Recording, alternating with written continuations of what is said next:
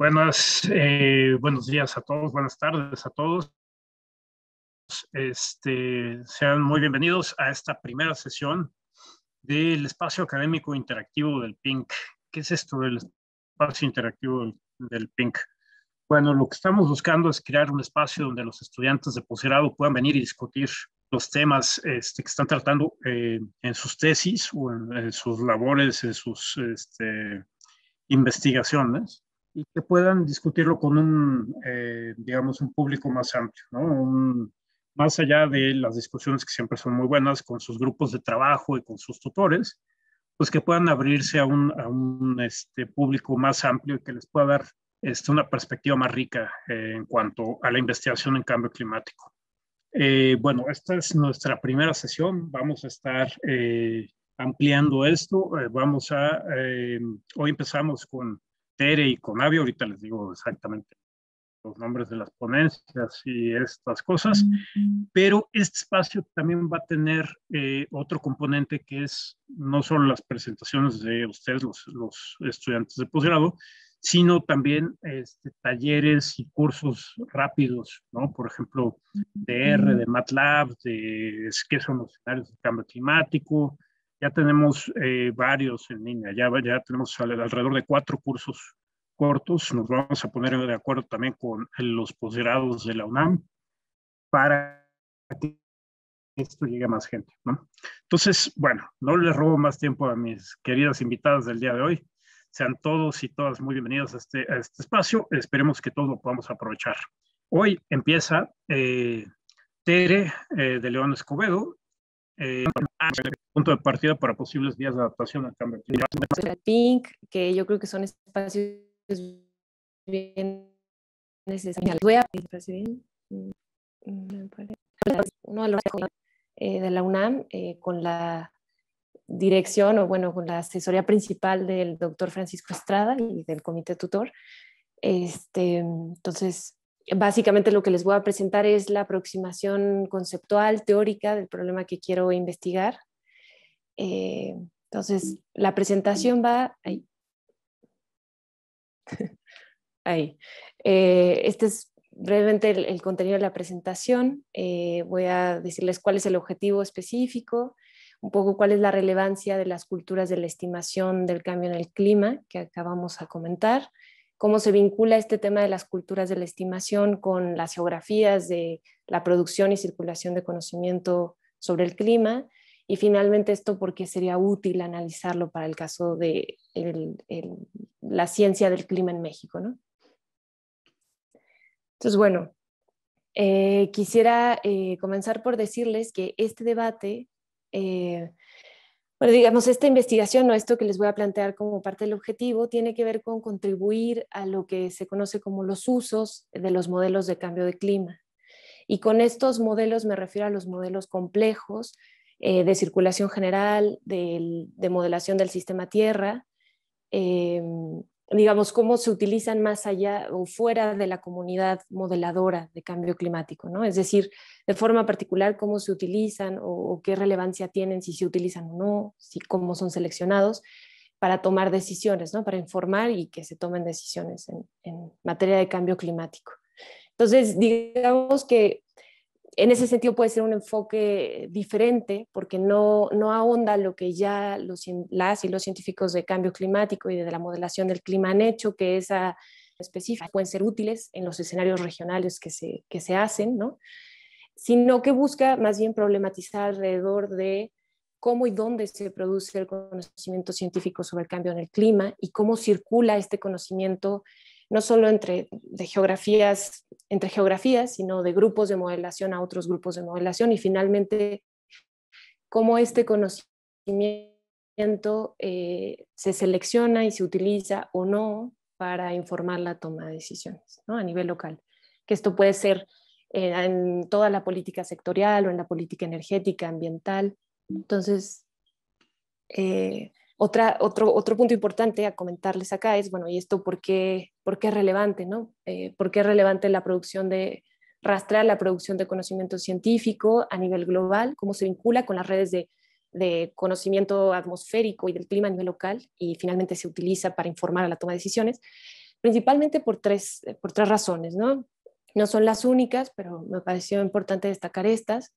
Una es porque a partir de este análisis podemos rastrear, digamos, cuál es la relación entre conocimiento científico y toma de decisiones, si es que la hay siquiera, ¿no? Si se utiliza o no de forma suficiente toda la información disponible, o si es un problema más bien de disposición de conocimiento. Eso es parte de lo que hay que revisar.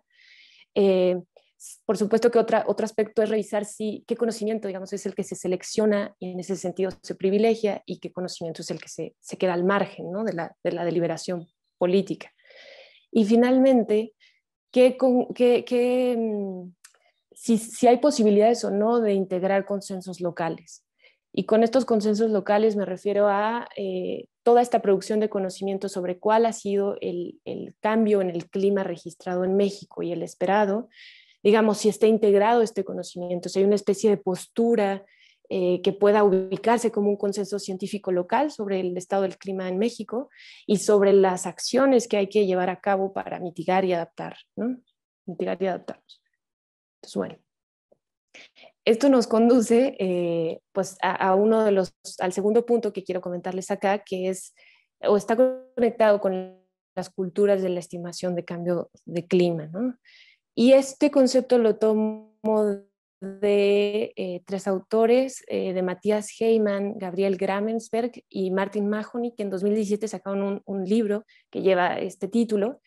Y básicamente lo que ellos sugieren es que las culturas de la estimación nos sirven para pensar los procesos locales de conformación de conocimiento sobre el clima y cómo éste tiene a su disposición no solo recursos económicos, pero capacidad computacional, por ejemplo, instrumentos para estimar, centros de investigación, centros de monitoreo, respaldo institucional, ¿no?, redes de conocimiento. Entonces, cómo se va generando todas estas condiciones con los elementos que les mencionaba para tener o no, o digamos, para explicar cómo se ha formado la cultura de la estimación en determinada latitud y esta cómo termina siendo algo relevante en términos políticos. Relevante me refiero a que se le destina recursos, se busca desarrollar capacidades ahí, ¿no? Entonces, bueno, es interesante esta perspectiva para intentar rastrear o para intentar explicarnos por qué en México está o no vinculado a la producción de conocimiento sobre el clima con la toma de decisiones, ¿no? Y claro, una pregunta importante es ¿y cómo hacemos este estudio de las culturas de la estimación? Estos autores sugieren en la coordinación del libro que hacen, bueno, una serie de ejemplos, ¿no?, para rastrear esto. Acá lo que hago es un poco una mezcla de varias posturas teóricas, ¿no? Y lo que se sugiere es que para rastrear las culturas de la estimación del cambio en el clima a nivel regional, es bastante útil pensar o hacer uso del recurso analítico de dónde están las geografías de la producción de conocimiento, ¿no? Y cómo circula esto que les mencionaba, cómo es que una parte de código o ciertas parametrizaciones que dieron origen a un centro de investigación terminan siendo utilizadas en otro centro y esto posibilita la creación o ampliación de ese centro, ¿no?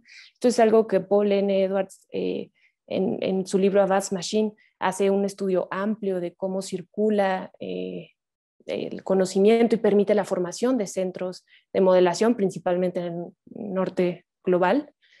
Pero digamos, aquí es útil para pensar o subdividir esta discusión de las geografías de la producción de conocimiento en algo que un autor llamado Mike Hulme y Sheila Yazanov mencionan como la dislocación escalar y las redes de modelación. Entonces ahora vamos a ver qué es esto de la dislocación escalar. De acuerdo con estos autores, Sheila Yazanov y Mike Hulme, la idea de la dislocación escalar al momento de analizar la producción de conocimiento científico sobre el clima es relevante porque nos permite identificar digamos, aquellas explicaciones científicas sobre el clima que nos han dado explicaciones sistematizadas, bueno, obviamente sistematizadas, pero me refiero con una serie de respaldos estadísticos, umbrales planetarios, inclusive nos han sugerido aumentos de temperatura promedio, ¿no? Nos han dado esta visión planetaria, en algún sentido de arriba abajo sobre cuál ha sido el cambio en el clima y qué significa esto. Y estos autores sugieren que hay que revisar también las escalas, digamos, de significado, que no necesariamente están asociadas a qué conocemos en materia de cambio climático, cómo se nos ha presentado, se nos presentará, sino qué significa para un país como México esto, en términos no solo de impacto, sino de relevancia o significado social, ¿no? Quizás otro tipo de escalas harían mucho más sentido que pensar en la abstracción de un aumento de 2 grados centígrados promedio de la temperatura global, que es algo que no podemos experimentar, que está alejado de la experiencia individual y colectiva. Y entonces, en este sentido, pensar la dislocación, que ellos en realidad es el término que utilizan, dislocación escalar, conduce pues a pensar en otro tipo de dislocaciones. Así lo reconoce Mike Hulme. Y él es quien sugiere que esto tiene relevancia no solo analítica, sino práctica, en términos de cómo al interior de un país, por ejemplo, se discute la urgencia por declarar emergencia climática o no, ¿no? Como, digamos, como ciertos consensos globales o la meta del 1.5 grados centígrados o de 2 grados centígrados se vuelven como estas metas globales que pueden o no, o hacer mucho o poco sentido con la situación local. Y de ahí la relevancia de estos consensos globales que hablábamos, locales que hablábamos al inicio, de conocer muy bien cuál es tener muy clara la evidencia científica a nivel local de cuál es el estado del cambio en el clima, cuáles son los impactos esperados, para de este modo revisar aquellas sugerencias globales, narrativas globales, consensos globales, ¿no? Y sobre las concepciones de dislocación de comunidad, y tiempo y espacio, si gustan, en la parte de preguntas y respuestas, puedo profundizar. El segundo componente, sobre la disonancia escalar, bueno, nada más mencionar que, ya lo había mencionado, se necesita más evidencia local, ¿no? Que justifique justamente cuál es la dimensión del problema a nivel territorio, bueno, a nivel país, México, y qué formas de atención son las más adecuadas. Esta discusión de disonancia escalar tiene que ver o se vincula con la idea de las redes de modelación. Es decir, dónde está ubicado ese conocimiento global que tenemos acerca del cambio climático, que finalmente es utilizado para generar los modelos, los escenarios regionales de cambio climático, y finalmente estos también permiten la modelación de impactos y la toma de decisiones. Entonces, vamos a ver qué es esto de las redes de modelación. Las redes de modelación de clima, básicamente es un poco lo que decíamos atrás, ¿no? Existen, operan en un conjunto amplio de redes, ¿no? Estas redes las alimentan otras redes que tienen que ver con respaldo financiero, redes políticas, que les permitan tener relevancia, digamos que la producción propia de conocimiento tenga relevancia para el consumo mismo de este conocimiento en el país, ¿no? Que además son redes discursivas, por supuesto, que se van ampliando, que el hecho de que discutamos, que nos ponemos la playera del 1.5, ¿no? Lo hace, digamos, por poner un ejemplo evidente, o que nos sumemos a activismos juveniles, internacionales, ¿no? En lucha por evitar el deshielo en el Ártico, o estas cosas, digamos, va creando redes discursivas que nos permiten desapegarnos de nuestra experiencia inmediata de qué podría ser el clima o cómo me podría afectar a mí en la Ciudad de México, pero que me permiten vincularme de ese modo. Redes performativas en el sentido de que nos permite tener mapas gráficos, tener visualizaciones de qué es ese cambio, cómo se ve ese cambio en el clima, ¿no? Y que tiene relevancia sobre todo para la comunidad de usuarios de modelación, que no necesariamente es que sepamos la ciencia del clima, cómo opera, cómo funciona el código, exactamente qué me dice el modelo, pero que una forma de consumir lo que contiene es a través de estas representaciones. Y bueno, las redes epistémicas, por supuesto, que permiten esta interacción e intercambio de conocimiento. Y nada más así de manera muy, muy esquemática del Carbon Brief, este es un mapita donde se ven ubicados los centros de modelación de clima, de los que se están tomando pues, modelos para el CEMIP 6, y como pueden ver en el hemisferio pues, sur, algunos puntitos, ¿no? No son tan recientes. El modelo de Brasil, del modelo del sistema Tierra, fue utilizado recientemente en el quinto reporte de evaluación del IPCC, 2013-2014, si no me equivoco. Fue creado y utilizado.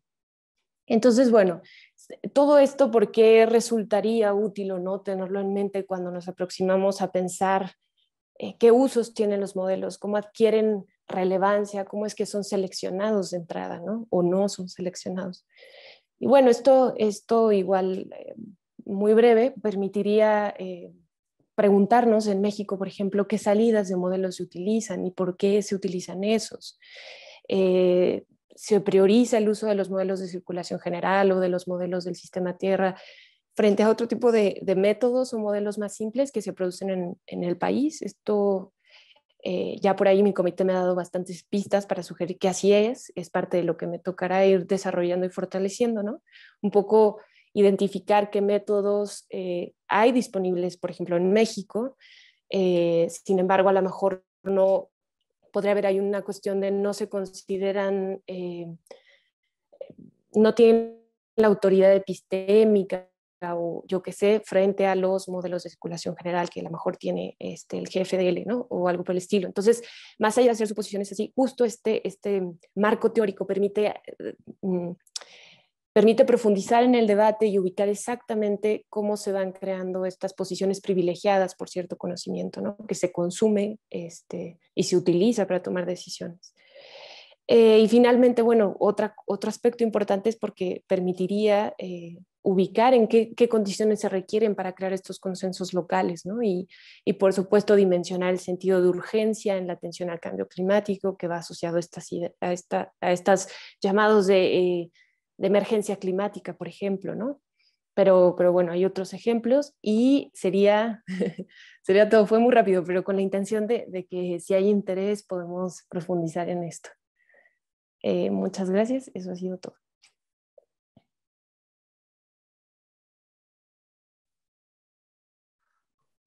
Muchas gracias, Tere. Creo que fue más rápido de lo que me habían dicho, Francisco. Pero No, mejor, está tenemos más perfecto tiempo para discutir. para platicar. No sé si Sí. alguien quiera entrar pues a preguntarle cosas a Tere o hablar un poco de este tema. A ver, ¿alguien de ustedes? Venga, que este es un espacio para platicar. Este no es un espacio de conferencias. Este es... me parece Y que si no, todavía igual yo me nadie... puedo seguir un poquito, Sí, a lo no, mejor sobre esto. no te preocupes. Sí, No, mira. Aquí yo Alma. quisiera. Sí, gracias. Ay, no sé si Adelante. prender mi cámara o no. Hola, Tere. Sí. Bueno, muchas gracias por la plática y sabes que me gusta un montón lo que haces. Solo es una duda, hay una duda personal. ¿Qué implicaciones crees que podría tener esta cuestión del análisis geográfico de la epistemología de los modelos? O sea, ¿nos llevaría a nosotros a una confrontación política incluso? Como para decir, bueno, ustedes tienen todo el sesgo, ¿no? Ustedes están creando los escenarios, los supuestos, etc., ¿no? Tienen sus herramientas, muchos códigos cerrados. ¿Qué implicaciones tendría para, pues no sé si esta distinción burda de cono sur, ¿no? Para el sur, para Latinoamérica, ya sin decir África, ¿no? Ni nada. ¿Qué dirías? Ya me callo. No, gracias, Alma, súper buena. Qué bueno que lo mencionas. Porque sí, de hecho, bueno, debo decir que es justo lo que me interesa explorar, qué implicaciones tiene, ¿no? Y por ejemplo, siguiendo autores como Paul N. Edwards que les mencionaba, él justamente hace ese apunte que tú mencionas, Alma. Él dice, hay que tener cuidado porque inclusive hay quienes sugieren, ¿no? Que no es solo atender el cambio climático una estrategia que viene como del norte global, sino que la producción misma de lo que podría devenir viene del norte global. Entonces él decía, hay que tener cuidado porque ciertamente se puede articular ahí una crítica fuerte que alimenta negacionismos, que alimenta posturas pues muy polarizadas, que son poco útiles además para hacer lo que sea, ¿no? Ya sea negarse por completo o hacer algo. Pero creo que esta investigación más allá, o sea, esta investigación sí parte de tener presentes digamos, los riesgos de alimentar una u otra postura, que no es mi interés explorar ninguna de las dos, o sea, en este momento, no me estoy, bueno, no, con la negacionista definitivamente no, pues, pero no quisiera hacer planteamientos que alimenten alguna idea que se dirija hacia allá.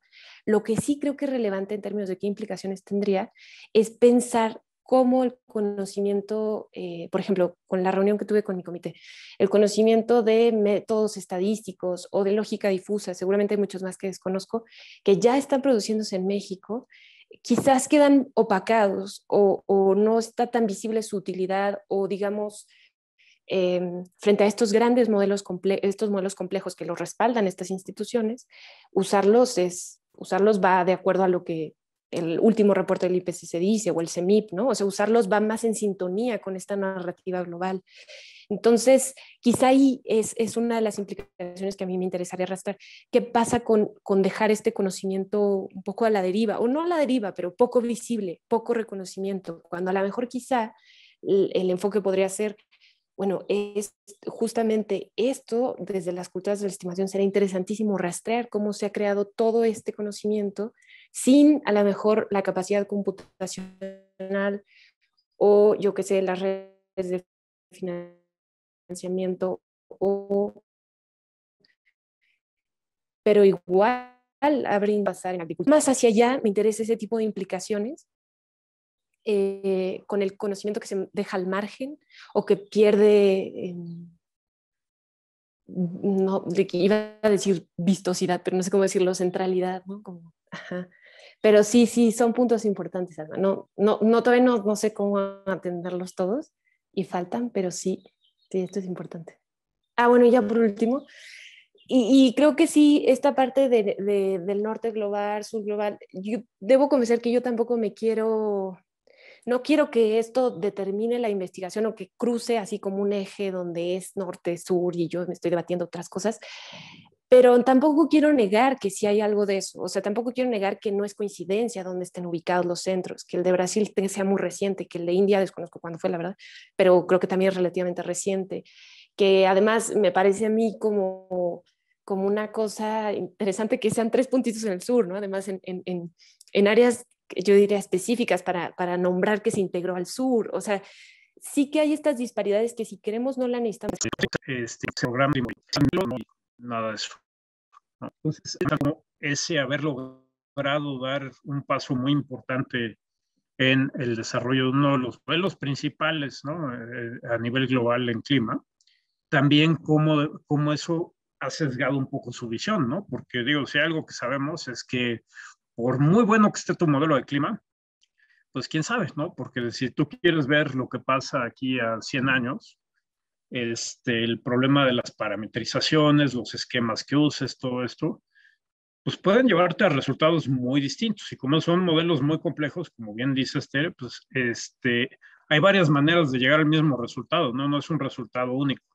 Tú has leído mucho, por ejemplo, se me fue el nombre. Bueno, ahorita me acuerdo. Tú sabes quién está. Oreskes, ¿no? Oreskes, ajá. ¿No? Entonces el problema de que pues, los resultados no son únicos, ¿no? Entonces puedes tener que a lo mejor tu parametrización de nubes junto con el forzamiento que estás metiendo y con cómo estás tratando, por ejemplo, la interacción con el suelo, lo que tú quieras, te lleva a esa respuesta, pero puede ser por otros motivos, ¿no?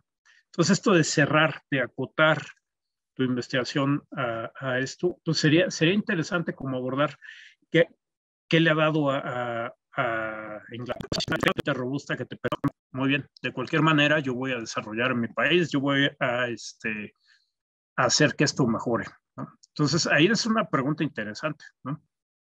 No sé qué opinan. Sí, totalmente. O sea, ahí lo que sé del centro Hadley, bueno, lo que he leído, un poco fue más bien a manera de historia, pero vincula esto que dices, Francisco, con inclusive esta idea, pensando en el modelo PRECIS, que ya lo mencioné varias veces que nos reunimos, pero bueno, acá no.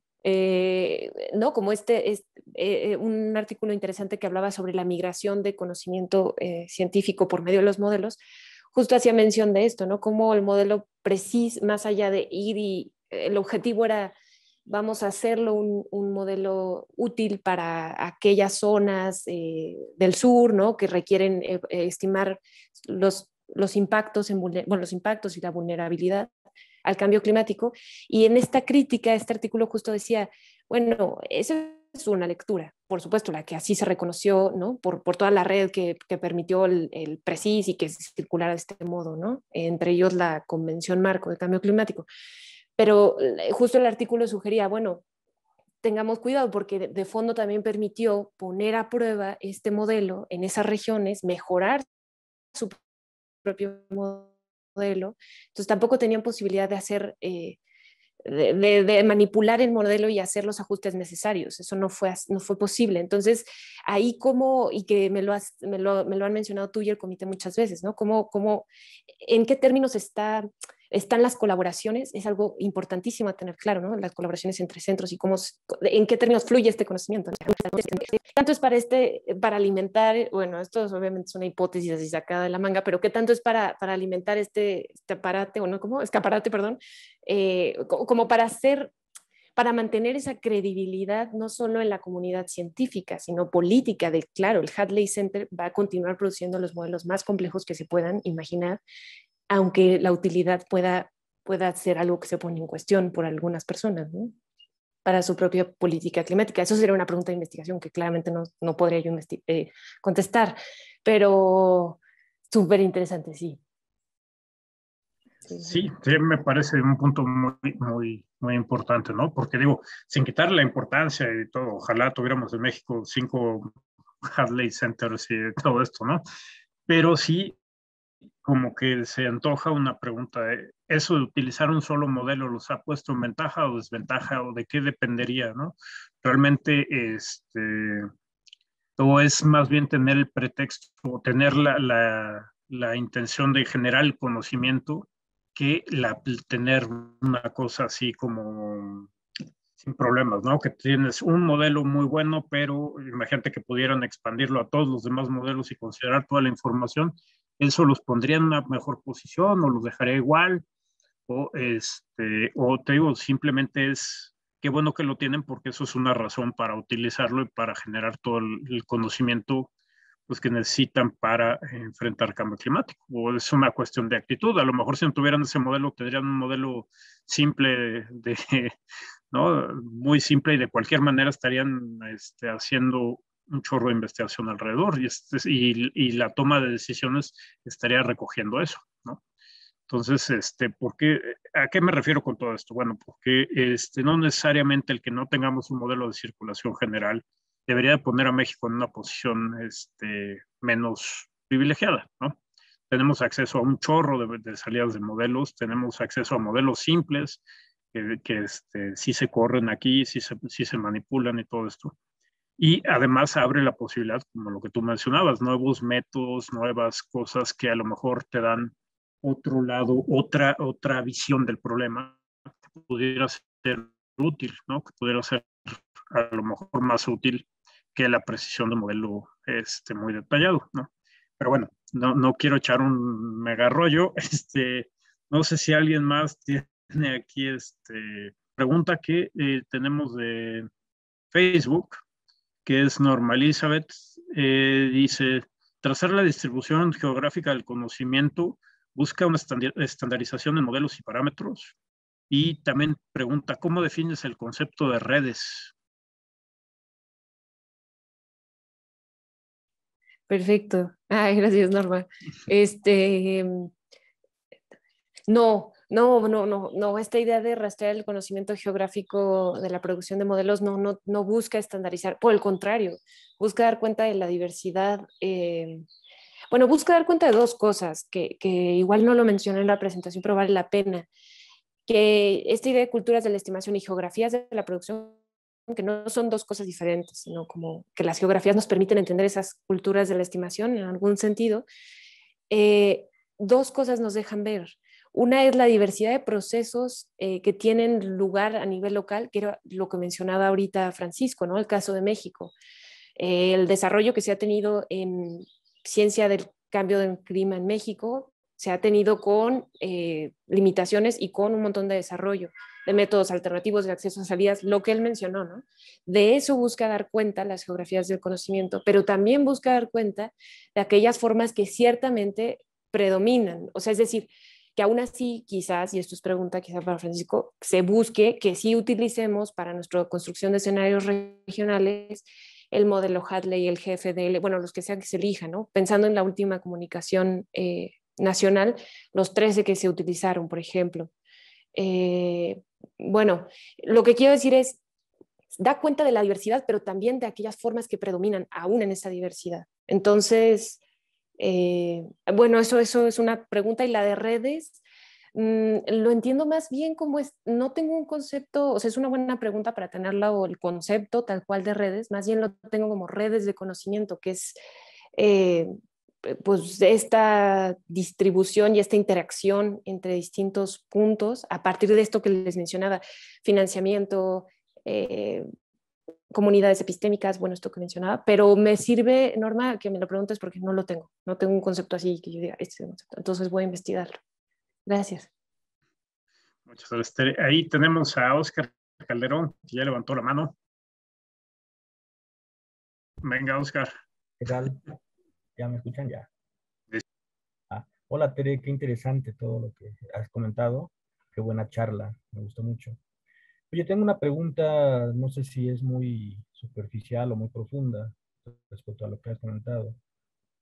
¿Tú crees que con tu estudio es necesario hacer un cambio de paradigma en cada uno de los modelos, o simplemente es agregar o considerar puntos geográficos, geofísicos, políticos o sociales a los modelos? Es decir, cambiar completamente los modelos del paradigma, o simplemente ajustarlos para considerar tus puntos. No sé si me expliqué. Creo haberla entendido, Oscar, pero si no, por favor, si tú contéstame si esto medio intenta responder, ¿eh? No es tanto, fíjate que esa es posiblemente o sea, parte también de esta presentación era como decir, bueno, esto estoy explorando, ¿no? Y creo que acá le debe entrar muchísima más gente. Bueno, eso creo yo, eso empiezo a observar. Y justo pienso que una de las preguntas que sinceramente en este momento yo no podría responder es esa. Si directamente al modelo le tenemos que hacer algo o no, yo no me siento calificada para sugerir eso, pero sí me siento un poco más autorizada para pensar en las formas en cómo ese conocimiento empieza a circular, digamos, no en sí al modelo, que un cambio de paradigma en cómo se hace el modelo, si es que entendí bien, por eso tú corrígeme, Oscar, sino más bien en cómo empezamos a concebir el uso de esos modelos. Es decir, yo a lo mejor ahora ya estoy mucho más atenta cuando leo, el modelo XHG, ¿verdad? Digo, ok, ¿ese de dónde viene? Pues de este lugar, y entonces está vinculado con él. O sea, digamos, a desmontar todo lo que en realidad se puede, con unas cuantas siglas, resumir, pero digamos, a eso me refiero con desmontar de dónde viene, cómo circuló, qué impacto tendría acá, qué hay acá que se puede utilizar en sustitución de eso, o no en sustitución, en complemento, ¿no? Lo que decía Francisco. Hay tanta, y eso me interesa a mí explorarlo, esas varias maneras de llegar al mismo resultado, creo que eso es interesantísimo. Pero no sé, Oscar, si lo entiendo. No, sí te entendí también. Hiciera lo que te pregunté. Muchas gracias, Tere. No, ¿de qué? Y ojalá y alguien, o sea, como tú, Oscar, o más personas desde ahí se buscaran otras respuestas. O sea, esa respuesta yo no me animaría a hacerlas ahorita, a lo mejor después, pero gente que sí está como ustedes en la construcción de modelos, creo que podría aventarse Sí, es que como tienen tarea. física los modelos y tú estás abordando la parte socioeconómica o política, entonces no sé qué tanto pueda cambiar el paradigma, ¿no? A lo mejor es un poco de cambia esta parametrización o esta parametrización, o simplemente es verlo desde otro punto de vista y sabes que este módulo completo agrégalo porque me representa más el problema a responder. Ya. Bueno. Uy, bueno, y eso me interesa a mí entenderlo más. Nada más voy a decir Gracias. eso, que sí, me interesa un montón entenderlo mucho más. Gracias. Gracias, Oscar. Está Clemente por ahí. Teresa, soy Clemente Rueda y a mí, por lo que explicaste, no sé si ya lo tengas pensado, pero me hicieron falta un conjunto de definiciones o conceptos. Es decir, ¿qué entiendes tú por epistemología, por ejemplo? ¿Qué es el concepto de poder? ¿Cuál es el concepto de conocimiento científico, por ejemplo? ¿Cómo saber la importancia, por ejemplo, de los resúmenes para tomadores de decisiones del IPCC? Porque evidentemente el resumen para tomadores de decisiones no lo elaboran el mismo grupo de científicos que hacen los volúmenes del reporte. Y estoy pensando específicamente en el reporte especial del 1.5 del IPCC del 2018, donde cuando recién sale al principio, en 2018 mismo, nosotros decíamos, pues es que este no aporta en nada, ¿no? Y lo que observamos unos meses después fue exactamente lo contrario, es decir, hubo una manifestación social y política en el sentido de que sí era relevante, porque es de ahí donde surge esta idea de la emergencia climática. Es decir, pasó de ser solamente un reporte técnico de decir, bueno, 1.5 es mejor que 2, y evidentemente 1.5 es mejor que 5 grados, ¿no? Entonces, ¿cómo medir o cómo saber la importancia de este tipo de resúmenes para tomadores de decisiones en el marco de lo que tú estás manejando? Porque a donde nos mostraste, pues es así como que nos dijiste, bueno, ¿dónde viene la ciencia del clima? ¿Quién la hace? Eso tiene que ver con una parte de la epistemología.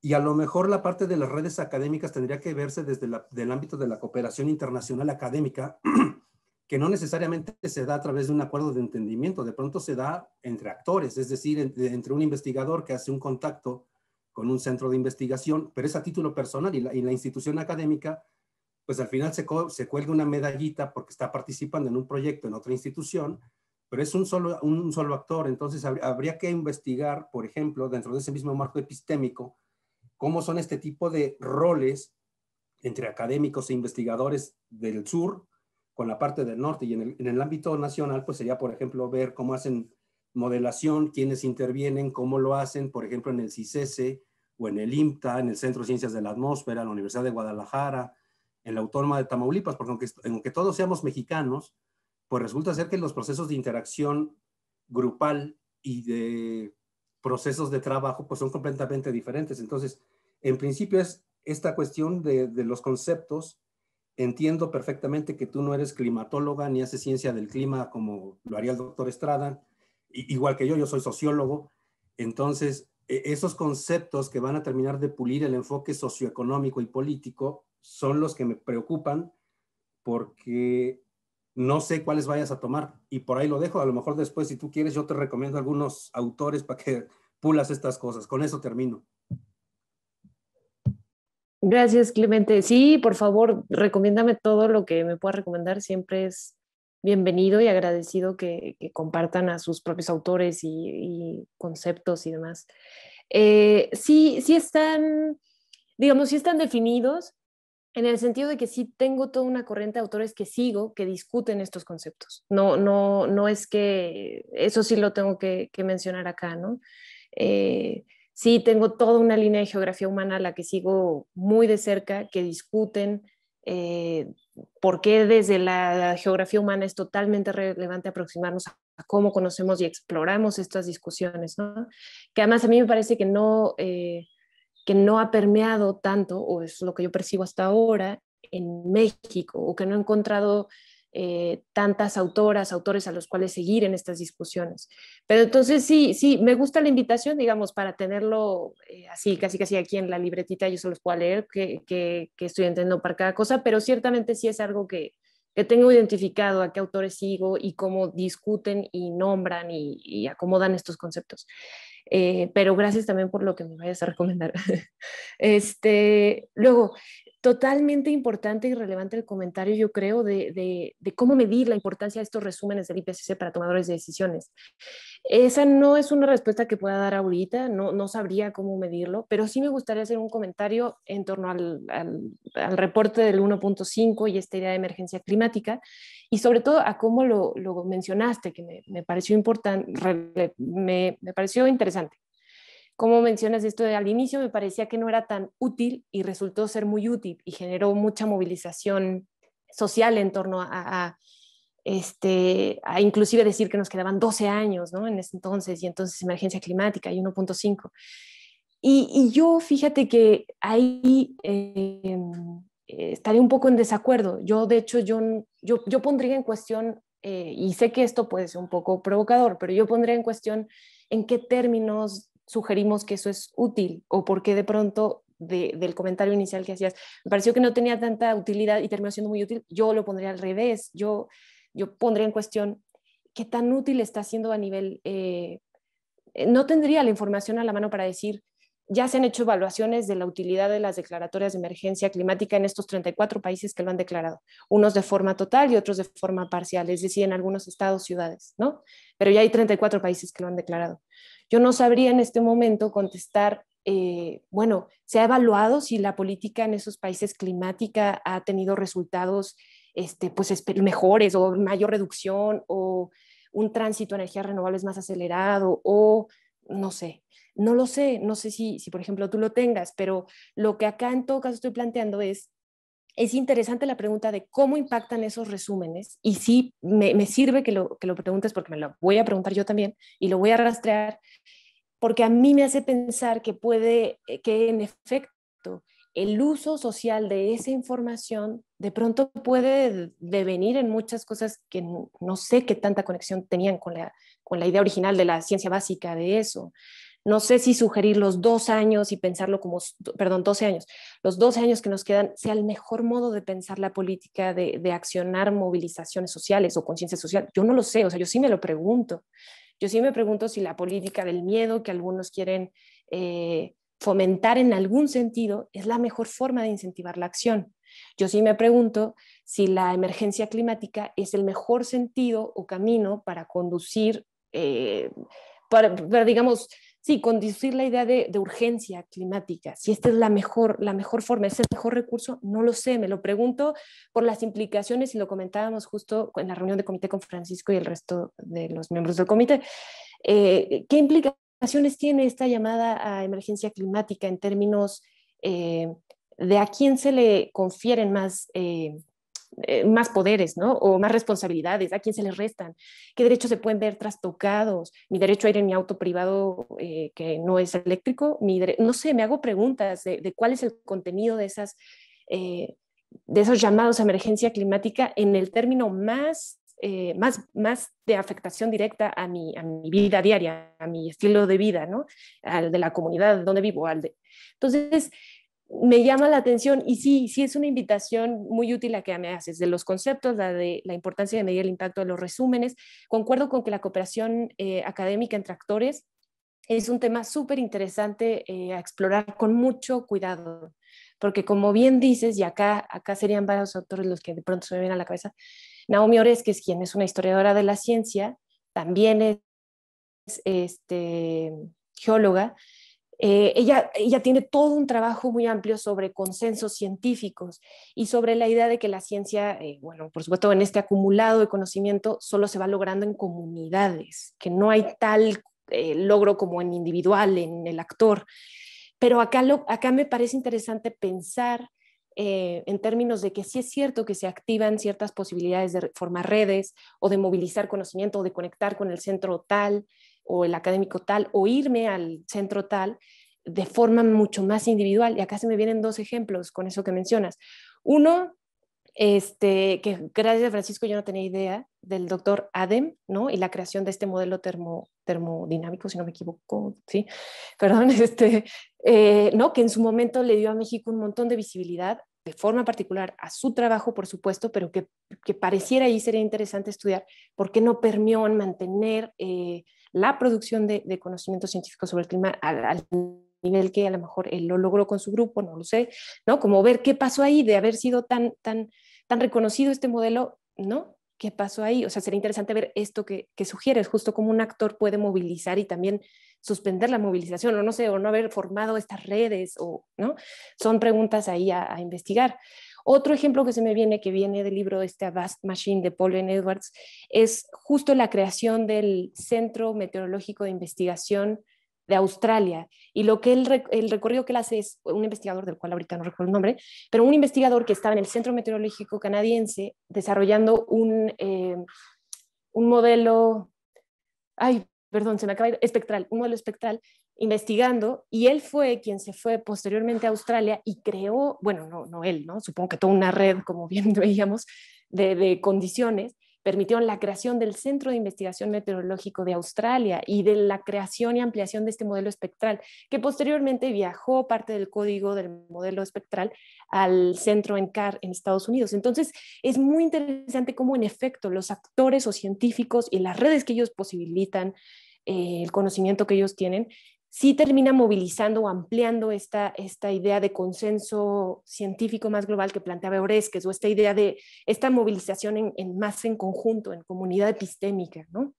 Entonces, muy interesante todo. Gracias, Clemente. Muchas gracias. Yo ahí, sí, o sea, me parece súper interesante toda esta discusión. Sí, por ejemplo, cómo la importancia del doctor Adem en el desarrollo de las ciencias atmosféricas en general en México, ¿no? Y qué papel a lo mejor jugó o no jugó el impulso a la ciencia, digamos, desde el gobierno en generar pues una corriente ya no solo del modelo termodinámico, sino que creciera ese modelo, pero que a lo mejor se desarrollaran más, ¿no? Y que se volviera como una cosa de tradición en México. Digamos, el modelo del doctor Adem en 1964, que si mal no recuerdo fue el paper, digamos, más importante, fue un hitazo a nivel del mundo, ¿no? Y estaba entre los primeros, ¿no? Entonces, y eso también me hace pues la pregunta de, otra vez, ¿qué tan importante ha sido o qué tan importante se considera, por ejemplo, la ciencia del clima en México?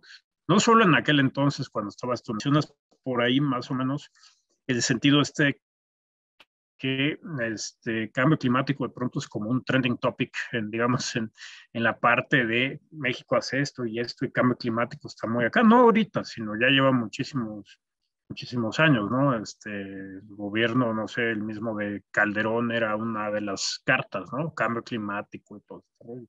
Pero qué tanto realmente eso permea a la investigación. Y eso lo ligo con el asunto de la emergencia climática, ¿no? Es un poco extraño a veces y a la dislocación de escalas, ¿no? O sea, esto de es peligroso 2 grados, es peligroso 1,5 grados, o es peligroso qué, ¿no?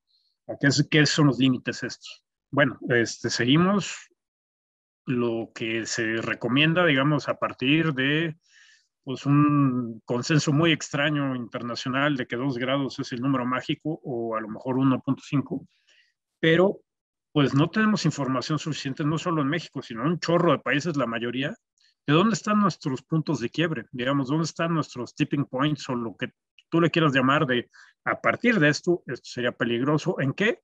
Bueno, por ejemplo, en biodiversidad, en economía, en no sé qué. ¿Dónde está eso? ¿No?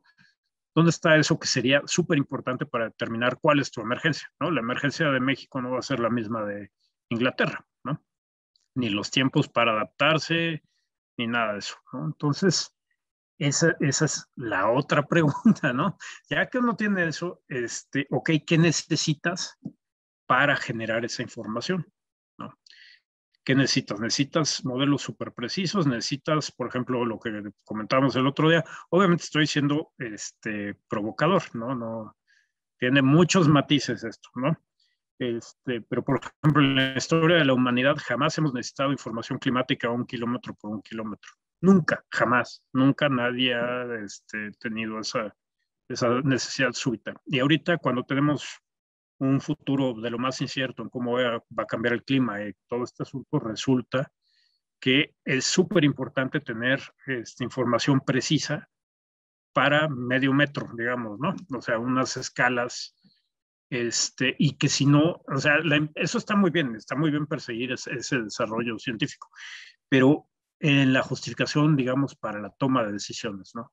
Es cuando yo tenga esta información que esté súper validada y todo esto, entonces puedo hacer algo al respecto, ¿no? O puedo empezar a moverme más en esa dirección, ¿no? Y eso, pues, es realmente, yo considero que es un pretexto muy extraño, porque digo, en toda la historia de la humanidad jamás se ha necesitado eso, ni ha sido un pretexto como para no hacer las cosas, ¿no? Lo que sí podría ser es un pretexto para invertir más en ciencia en México, para que muchísimos más, ahora que estamos, por ejemplo, en esta sesión, muchísimos más se unan a estos esfuerzos para discutir sobre clima, para discutir, ok, más allá de clima, tiene una implicación socioeconómica, política, en todos los aspectos de la vida del país, cómo lo que está tratando de averiguar Tere, cómo es que esta información nos puede ayudar para abordar todos estos problemas, cómo es que nos puede ayudar para tener un mejor desarrollo del país, ¿no? Entonces, súper interesante. No sé si quieras comentar algo final, Tere, y pasamos con Avi. No, pues nada más agradecerles muchísimo el espacio y que haya más, Francisco. Muchas Sí, gracias. seguro que Y sí. gracias por las preguntas a todos. Muchísimas gracias a ti, Tere. Y bueno, pues vamos a hacer esto mucho más participativo. Vamos a estar pensando cómo lo hacemos. Avi, hola, pues no te, no te quito más tiempo. Adelante. Muchísimas gracias por estar aquí. Sí, gracias a ustedes. Voy a presentar.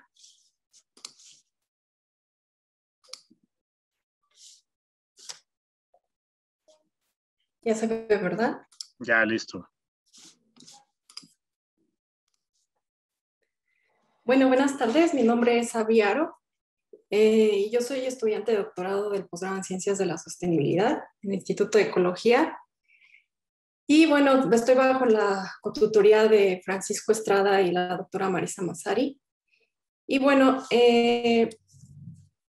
yo vengo a hablarles, y lo bonito de esta sesión es cómo se ligan las escalas que está trabajando Teresa y a las que trabajo yo.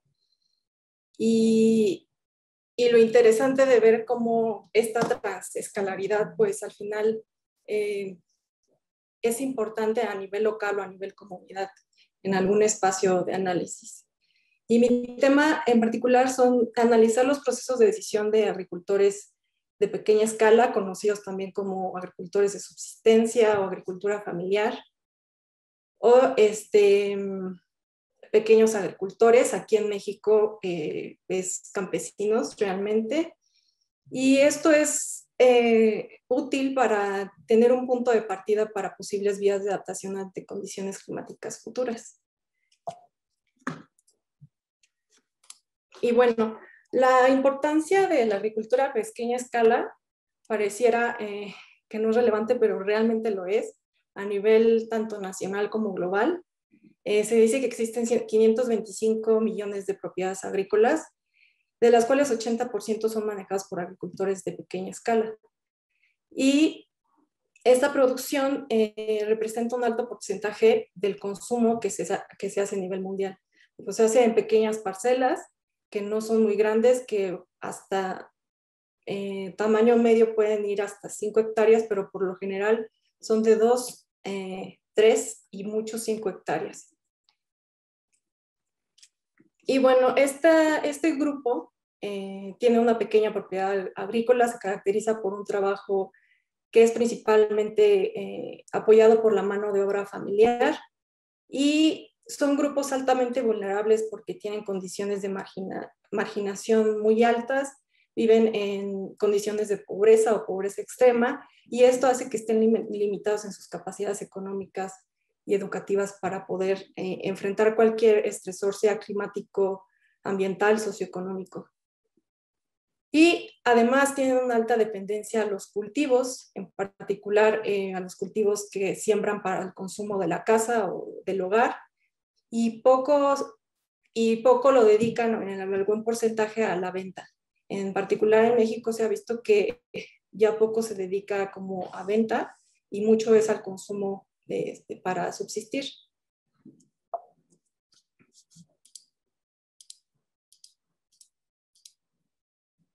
Bueno, ¿y esto cómo se liga con el sector agrícola y el cambio climático?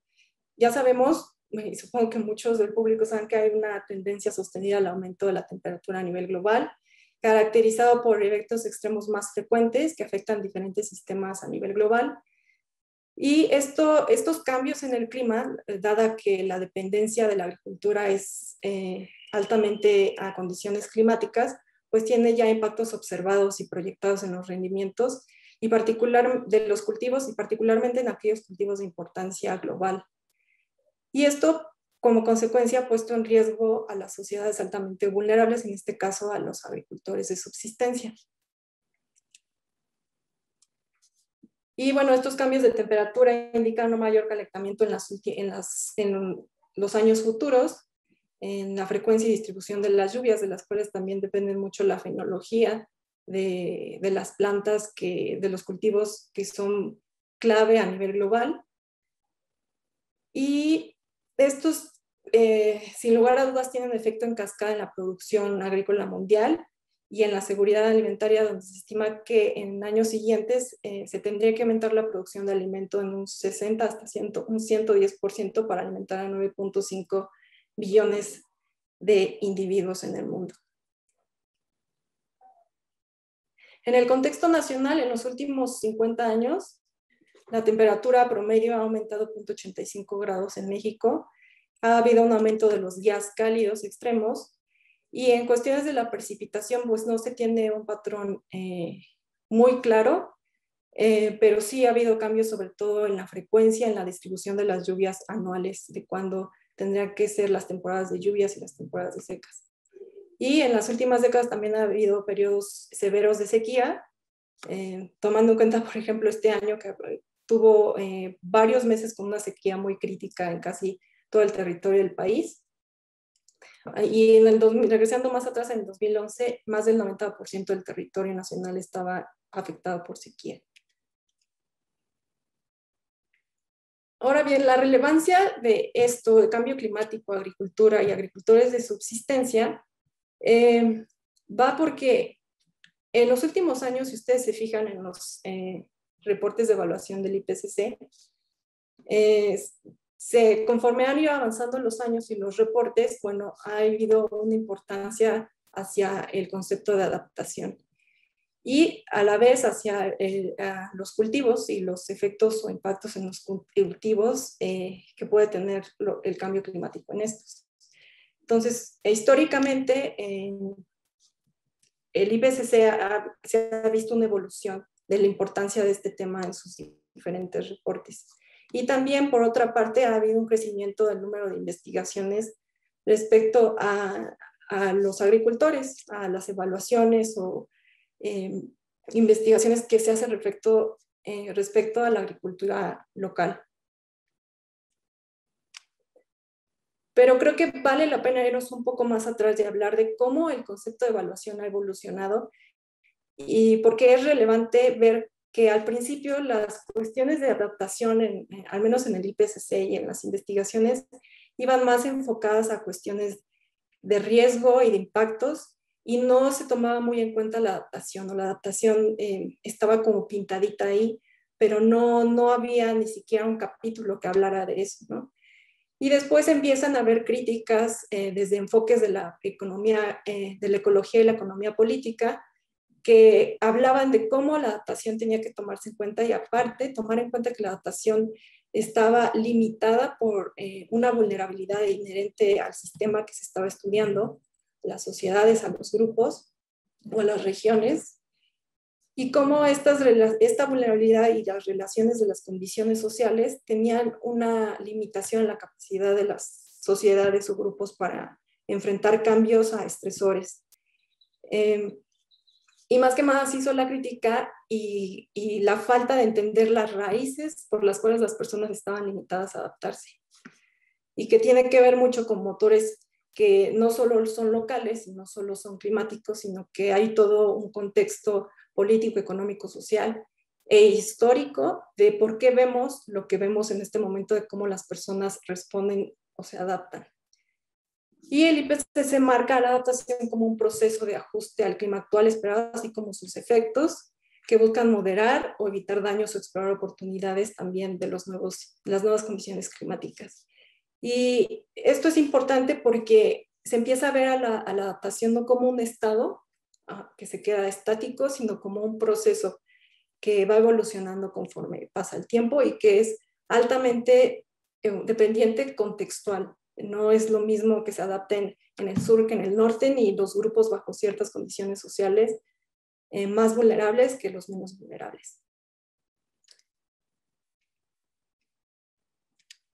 Y bueno, este esquema me gusta mucho porque justo aquí, en esta parte donde señalo las adaptaciones o la adaptación, está embebido en cuestiones sociales y económicas que tienen que ver con tu capacidad adaptativa, tu exposición y tu sensibilidad, y cómo influyen ciertos procesos a otras escalas para que te puedas adaptar. Y hay temas de frontera en adaptación que empezaron a surgir como hace unos 10 años, y que tratan de ver ciertos componentes que no se han tomado en cuenta y que son importantes en tomar en cuenta cuando se habla de adaptación al cambio climático. Y este es un esquema de FEOLA que habla justo de los temas que se deberían de estar estudiando en cuestiones de adaptación al cambio climático. Uno de ellos es los procesos o modelos de decisión de los grupos, de las sociedades. Y bueno, aquí les pongo algunos ejemplos de artículos o investigaciones que salen respecto a estos temas en particular. Y cómo los contextos a otras escalas y los niveles de presión a esas escalas hacia un nivel local tienen una implicación en cómo las personas se adaptan. Múltiples exposiciones y diferentes retroalimentaciones de que van de una escala muy alta hasta una escala muy baja. Y bueno, aquí podemos ver cómo también ciertas investigaciones, al abordar estos temas, empiezan a salir ciertos resultados como cómo las personas perciben los fenómenos años atrás y actualmente, y la importancia que le dan a esos fenómenos en sus medios de vida o en sus modos de vida. Y bueno, otra tema emergente justo es la temporalidad en cómo es una crítica en que la mayoría de las investigaciones vamos a una región, a nuestro sistema de estudio, y vemos una captura actual de lo que está pasando y cómo están respondiendo las personas. Pero justo Weiss y sus colaboradores en 2014 ponen a esta adaptación en un espacio que no solo es adaptarte, sino que puedes ir hacia un espacio que te maladapte o un espacio adaptativo. Y cómo estos ciclos que indican estas flechitas, que son espacios de decisión, bueno, puntos de decisión en el tiempo, pues te pueden llevar hacia esos espacios mal adaptativos. Entonces justo ahí recalca la importancia de ver las cuestiones históricas de cómo las personas toman decisiones y por qué, ante qué presiones y ante qué experiencias ellos están tomando decisiones, justo para ver patrones o alguna tendencia en esas decisiones de las personas. ¿Y por qué esto es importante? Porque justo aquí marca cómo la adaptación puede llevar hacia diferentes estados, este proceso puede llevarte hacia una adaptación que sea exitosa y que vaya evolucionando el tiempo, y es un proceso iterativo, que no se queda así, que conforme van cambiando presiones, no solo climáticas, sino en tu contexto y en tu vida diaria, pues pueden cambiar. Y como a veces pues no existe esa capacidad de afrontar o enfrentar estos estresores, y mantienes un status quo que sigue así cíclicamente. O no tener alguna respuesta en absoluto, o llevarte hacia estados mal adaptativos que además llevan hacia estados de degradación de tu ambiente, o puede perjudicar incluso a otros grupos sociales. Y esto es importante en cuestión de agricultura de subsistencia y de cambio climático, porque hay algo que se llama medios de vida, que es lo que las personas desarrollamos nuestro día a día para sobrevivir, para mantenernos. En este caso, para los agricultores es hacer la agricultura en sus parcelas y subsistir, y en algunos casos vender un poco de eso, pero como el hecho de que los múltiples estresores que se presentan en algún momento determinado en el tiempo pueden incluso converger y no solo tener un estresor climático, sino socioeconómico, y llevarte hacia diferentes condiciones de tu medio de vida, ¿no? Que puede ser más vulnerable o más resiliente ante estas presiones hacia un futuro. Y cómo hay ciertos umbrales que se marcan en estos estresores y cómo puedes responder ante ellos. Y cómo también pues implica las capacidades o condiciones de cada quien, en este caso de algunos hogares, para responder o no, y cómo responder. Y bueno, solo es recalcar de nuevo la importancia de este enfoque que tiene que ver con la temporalidad y con las decisiones, y explorar las decisiones que han tomado y cómo las han tomado, cómo han percibido los estresores, y si ven que ha mejorado o no ha mejorado su condición de medios de vida, y la importancia de tener análisis o investigaciones a nivel local que nos estén dando ese tipo de respuestas y entendimiento de qué es lo que pasa a nivel local, a nivel parcela, a nivel hogar, a nivel comunidad. Y esto no solamente tiene importancia en cuestiones de agricultura, las cuestiones de las decisiones y explorar las decisiones que toman. El cambio climático, también hay ciertas áreas como el cambio de uso de suelo que tiene que ver con una tipología de grupos sociales y cómo esta tipología hace que tomen diferentes decisiones con respecto al uso de suelo. Este es un estudio de Malek que justo exploró a nivel global por casos de estudio y por diferentes papers cómo esta tipología de grupos estaba tomando decisiones y cómo eso modificaba los cambios de uso de suelo. Es así que al final tenemos que la adaptación es un proceso, no es un estado, que tiene que ver con cuestiones sociales, culturales, con la experiencia y percepción de los individuos hacia las presiones o estresores climáticos y no climáticos. Es dinámico, compuesto por ciclos de ajuste y respuesta a las sociedades. Es altamente contextual, y eso es muy importante en la investigación que estoy realizando. Está influenciado por procesos de transformación de los sistemas que estás estudiando, y está limitado por condiciones de vulnerabilidad que ya existen en ese sitio. Igual es altamente compleja, multifactorial, y puede tener diferentes retroalimentaciones negativas o positivas según las estrategias que desarrolles. Y bueno, volviendo nada más para regresar, ¿por qué la atención a esta problemática es importante? Porque es un grupo altamente vulnerable al cambio climático, tiene altos efectos en su medio de subsistencia a los agricultores, tanto para consumo como para venta, y bueno, están limitados en sus capacidades para responder ante presiones. Y bueno, otra cosa que es importante a nivel nacional, y la importancia de por qué atender a este grupo social o investigar al respecto, es porque en México hace poco se publicó este artículo y justo buscaba como ver estas diferentes escalas y además estudiar el riesgo, analizar el riesgo de agricultores de maíz en México a nivel municipal ante efectos del cambio climático, y justo vinculó estas cuestiones socioeconómicas y climáticas que construyen el riesgo. Es decir, no solo nos estamos fijando en cuestiones de clima, sino que estamos construyendo ese riesgo a partir de variables que tienen una alta importancia para el desarrollo de la agricultura, y que si se modifican en años futuros, pues tiene un riesgo para la sociedad que estamos estudiando. Y además es el principal medio de vida en áreas rurales, semiurbanas todavía, y regiones de bajos a medianos ingresos, y 60% de la producción anual de maíz, nacional de maíz, es hecha por parte de este grupo social.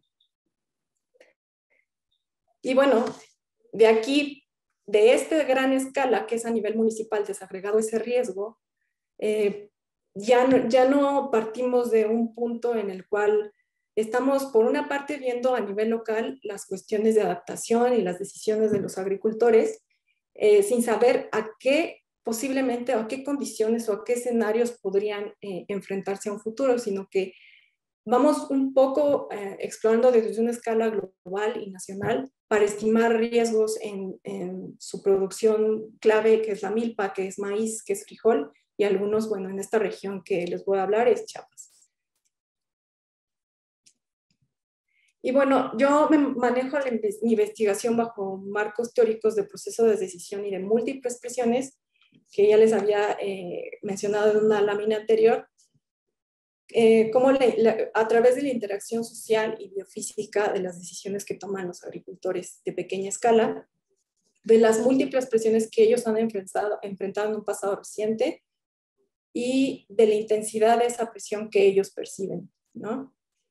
Y entonces, para ver en diferentes lugares, con diferentes agricultores, cómo ellos perciben esta convergencia de presiones y cómo ellos han respondido ante estas.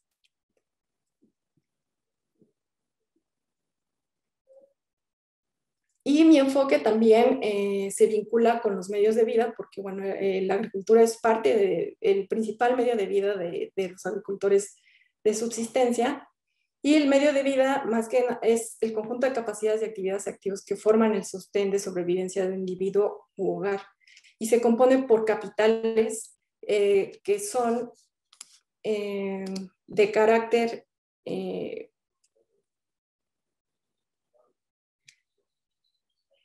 humano, financiero, natural, físico y social. Esto quiere decir que como individuo en tu hogar tienes algunas características que te hacen más o menos vulnerables según tu nivel de educación, edad, salud, conocimiento, habilidades. Un financiero, que es tu ingreso, si posees tierras, ahorros o capacidad de ahorro. Natural, como el tamaño de tu parcela, el número de parcelas que posees, el tipo de cultivos o acceso a recursos naturales. En este caso, por ejemplo, tierra y agua que necesitan para producir. Y otros capitales es el físico, como la infraestructura, por ejemplo, si tienen irrigación o no tienes irrigación o tecnología o herramientas necesarias para hacer tu producción. Y social, que tiene que ver con la pertenencia, afiliación a organizaciones, como tu liga con otros grupos sociales dentro de tu comunidad o fuera de tu comunidad, que te pueden también brindar una mejor capacidad para adaptarse al compartir conocimiento con otros grupos sociales. Y bueno, aquí lo desgloso, y por qué es la importancia de este enfoque desde una óptica de medios de vida, es porque, como les decía, esto tiene que ver mucho con el contexto y con las presiones que los agricultores han enfrentado en el pasado reciente y actualmente, con respecto a variabilidad climática y otros procesos que no tienen que ver con el clima, que pueden ser presiones sociales para ellos, procesos de transformación en su área, como urbanización, intensificación agrícola, esta transición que se da de rural a urbana, y cómo esto a su vez hace que desarrollen estrategias de respuesta, y cómo los capitales que cada uno tiene, bueno, puede influir mucho en las respuestas que realicen, cómo esto es iterativo y cómo tiene diferentes resultados que pueden ser hacia un mayor alimento, un mayor ingreso, una estabilidad, bienestar, o incluso a la adaptación al cambio climático. Y en resumen, pues esta vinculación de enfoques de medios de vida y de adaptación, que además tiene que ser una adaptación, abogo porque sea una adaptación lo más sostenible posible, ahorita les voy a decir en qué sentido. Tiene que ver porque, como les decía, esto es lo que observamos cuando tratamos de preguntar qué han hecho y por qué lo han hecho en el presente, y puede llevar hacia diferentes vías de adaptación. Buenas, malas, adaptación sostenible o no sostenible, que ponga en riesgo o vulnere o hagan más resilientes sus medios de vida, pero siempre como que se queda fuera este contexto que viene de atrás en el tiempo, ¿no? Y estos ciclos de decisión, puntos de decisión que pueden llevar a las personas hacia diferentes vías, eso no lo sabemos y hace falta explorar para saber esos patrones y si su contexto está importando en estos patrones de decisión. Y estos punteados son a lo mejor decisiones que no se tomaron, pero que se podrían haber tomado en algún momento y llevado hacia diferentes vías sostenibles. Y bueno, aquí les pongo hacia dónde van las vías y hacia dónde quisiéramos ir cuando se toman decisiones de adaptación.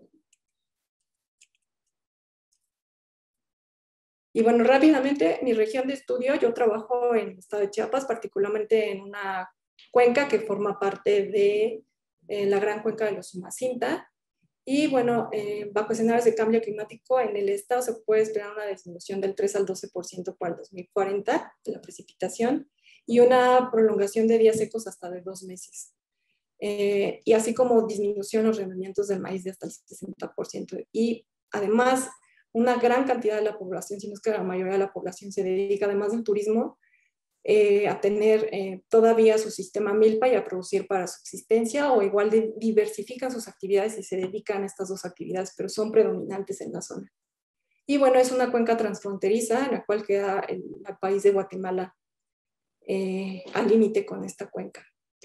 Yo trabajo en 3 comunidades en la cuenca, Josnajab, El Triunfo y Ciscao.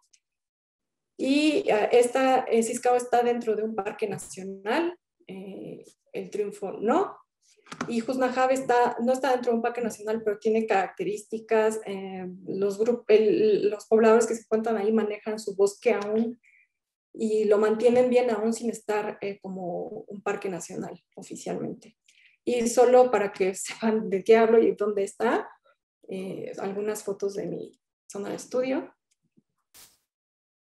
Y bueno, la unidad de análisis que tengo y que es importante remarcar esto son las escalas, que les vengo hablando desde las otras láminas con eso, y cómo me interesa mucho el proceso de decisión del agricultor a nivel local, pero que hay otras escalas que importan cuando ellos te hablan de lo que han hecho y las estrategias que han tomado.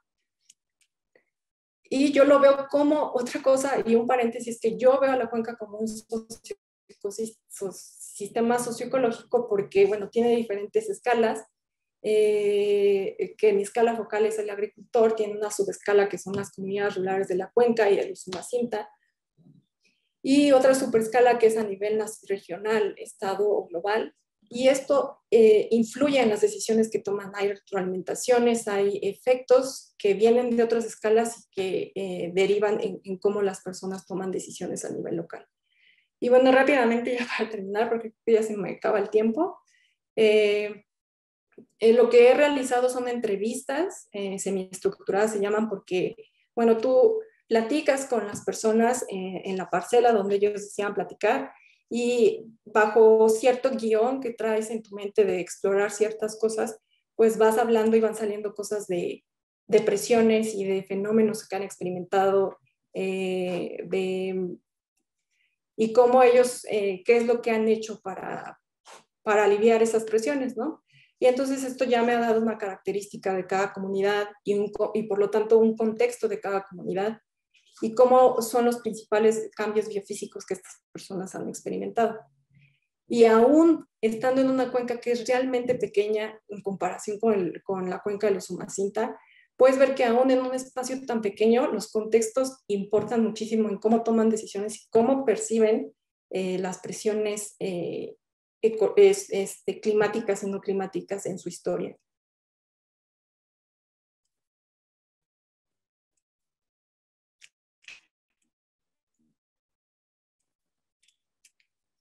Y bueno, al final de cuentas, estas tres es lo que estoy realizando ahorita, tienes que se complementan como las problemáticas y los cambios, su actividad principal y sus decisiones y percepción de riesgos, para al final identificar estas percepciones de cambios y problemáticas que son compartidas y no compartidas entre comunidades e incluso entre las personas dentro de una misma comunidad en la cuenca, e identificar la importancia del contexto de cada comunidad,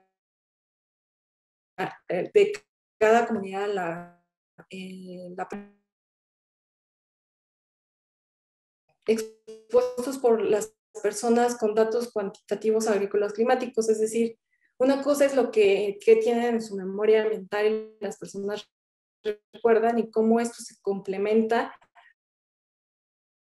con datos ya medidos y en bases de datos, y puedo ver si realmente esto coincide con la percepción o sobre todo con la memoria. Va a tener diferentes.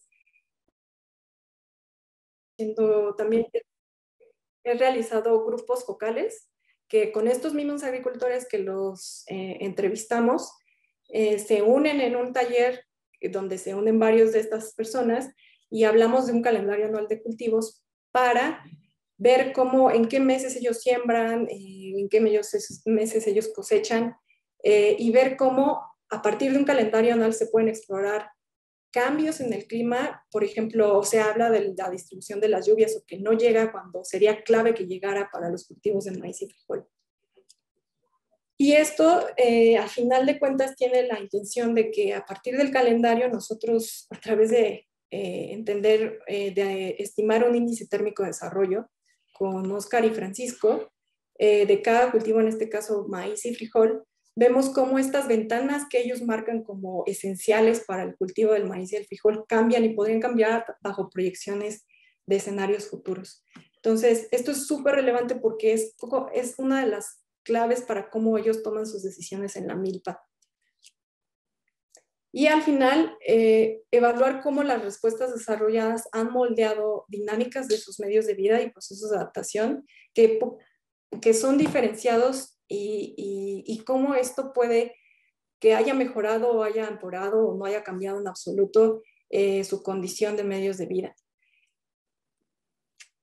Y esto se resume a que, bueno, las respuestas pasadas tienen una influencia sobre lo que podemos ver hoy en adaptación de estas personas, ¿no? Según haya sido la condición del estresor muy leve o muy fuerte, o si se convergieron en algún momento estresores fuertes y de diferente naturaleza, cómo eso los ha llevado hacia una estrategia ABC, y a la vez cómo esto puede ser una estrategia de adaptación sostenible o no sostenible. Y a esto me refiero con que adaptación sostenible muchas veces no es solo que te adaptes, sino que lo que hagas puede tener efectos sobre otros grupos sociales o sobre el ambiente, ¿no? Y debe de tomar en cuenta el contexto y procesos y condiciones socioambientales de la región que estás estudiando, la percepción y experiencia y conocimiento de actores locales, la retroalimentación de los procesos de adaptación locales hacia otros niveles, es a lo que me refiero. Aquí lo que hemos visto es que muchas personas se han ido por adaptarse a través de sembrar hortalizas, pero al final el sembrar hortalizas, principalmente jitomate, utiliza demasiada agua, entonces empiezas a tener un conflicto por el uso de recursos naturales de las personas que no tienen un sistema de riego, que no tienen pozos, y que entonces empiezan a haber una competencia por este recurso. Y hay diferencias en los valores o intereses que afectan las adaptaciones. Entonces, es evaluar cómo, además de que te adaptas, hacia dónde, o sea, qué estado en cuestiones de sostenibilidad va tu adaptación. Y todo esto, pues, ¿para qué? Porque hay un nuevo tema, esta es la última lámina, ahora sí, tema emergente que es los adaptation pathways o vías de adaptación, que a través de estar informado de los riesgos o los impactos potenciales, en este caso de los cultivos, de importancia en el sistema milpa, pues cómo puedes tomar diferentes vías, ¿no?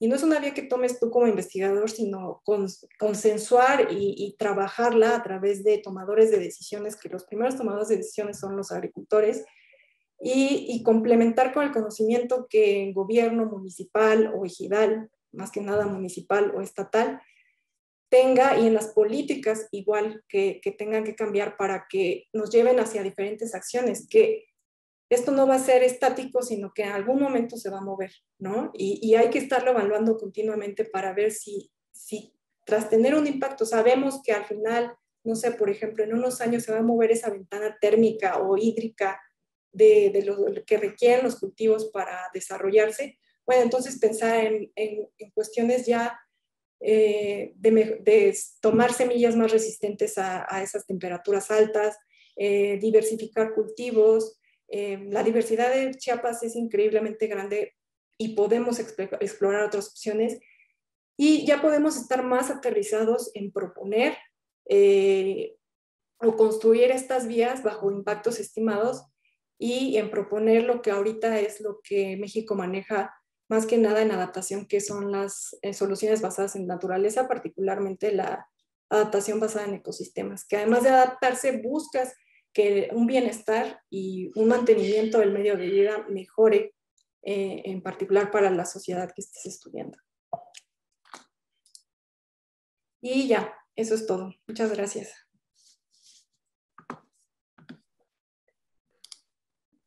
Muchas gracias, Abby. Excelente presentación. Súper interesante. Creo que ya vi a alguien con la mano levantada. Antes que nada, yo creo que nos tienes que dar un curso a todos de cómo se hace una presentación de PowerPoint, porque siempre me quedo como, ¿cómo está haciendo eso? ¿No? Pero bueno, Tere, tú tenías ahí la mano levantada. Adelante. Ay, perdón, era para aplaudir, pero sí también para hacer una pregunta. Y sí, yo también quiero un curso, Abby, súper bonito, o sea, Sí. es súper bonito el diseño y todo. Pero bueno, la pregunta después del aplauso es, Abby, me pareció muy interesante esto, todo, la verdad, todo, porque soy bastante nueva en el tema, pero la parte de puntos de decisión y las escalas en el análisis de adaptación.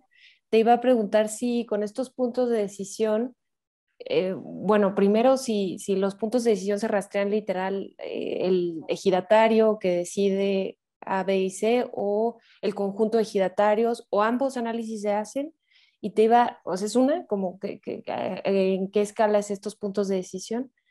Y sí, por ejemplo, me dio curiosidad pensar en conglomerados, o no sé cómo llamarlos, de puntos de decisión que a lo mejor de forma individual te harían pensar en una posibilidad de adaptación, pero ya en conjunto ese conglomerado, y a lo mejor en tiempos no se dan a la par, pero ¿no? ¿Cómo sería?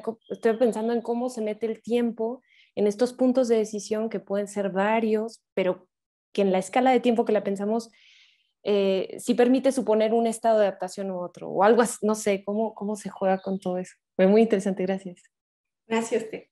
Pues mira, de hecho, antes de que surgiera la pandemia, yo tenía pensado otro análisis que tenía que ver justamente con una estimación menos descriptiva a través de las entrevistas y más cuantitativa por medio de cuestionarios, de que las personas que había entrevistado ya me habían dado como un acercamiento a su percepción de estresores y de decisiones. Quería ahondar más sobre eso, ¿no? Sentarme con él y saber si esa decisión, no sé, en algún punto del tiempo lo había hecho que, por ejemplo, sus hijos fueran a la escuela, hubiera comprado tierras, hubiera tenido más personas para cultivar en su parcela, o sea, más mano de obra, más dinero. Y eso me daba al final una tipología de decisiones y de condiciones de esas personas en cada comunidad y cómo se agrupaban. Lamentablemente yo ya no pude hacer esa parte muy cuantitativa y muy de tipología y cuáles habían sido esos puntos de decisión críticos para estas personas por la pandemia, ¿no? En algún momento lo seguiré haciendo y ojalá pueda concretarlo. Dicen que soy medio ambiciosa porque debo hacer mucho, pero pues si no, me quedo como, no sé, como que se quedó en el tintero, ¿no? Pero sí sería interesante porque yo creo que incluso aunque estás dentro de una cuenca, como les decía, chiquita, las decisiones y el contexto, lo dependiente que son las decisiones de un contexto es súper interesante, ¿no? Y eso deriva mucho en las políticas públicas que tú generas a nivel, por ejemplo, la estrategia de cambio climático a nivel estatal o incluso la nacional, porque no puedes poner a una región toda como una región homogénea en cuestión de decisión de adaptación, porque su contexto importa y importa cómo tomen decisiones. Y la otra, ya no me acuerdo cuál era. No, nada más era como si, como pensar en si los puntos de decisión, estas decisiones en el acumulado de tiempo te llevaban, o sea, en cómo se hacía, cómo se analiza el acumulado de decisiones en un tiempo y eso a qué estados de adaptación me puede llevar. O sea, digamos, ¿qué ocurre con el tiempo? No sé. Sí, No sé si está muy abstracto, pero no sé. sí, pues es que el tiempo y las decisiones y aparte la memoria ambiental, pues no está fácil ponerlo en papel. Pero al final ay, ¿dónde está? Sí, aquí está. ¿Cómo estos puntos de decisión al final llevan hacia una estrategia? No puedo no es fácil como hacer ese análisis de ciertos puntos de decisión. Las personas tienen una memoria mental totalmente diferente y a veces muy sesgada de lo que ellos percibieron en algún momento o los eventos que percibieron, pero sí puedes hacer como, de hecho está aquí. Mi manera de evaluarlo, dado la complejidad que son esos puntos de decisión, era si la estrategia de respuesta de las personas que estaba entrevistando tenían diferentes como una serie de estrategias, ¿no? Estas son hipotéticas y de lo que se ha investigado en otros países, de lo que ellos hacen para adaptarse.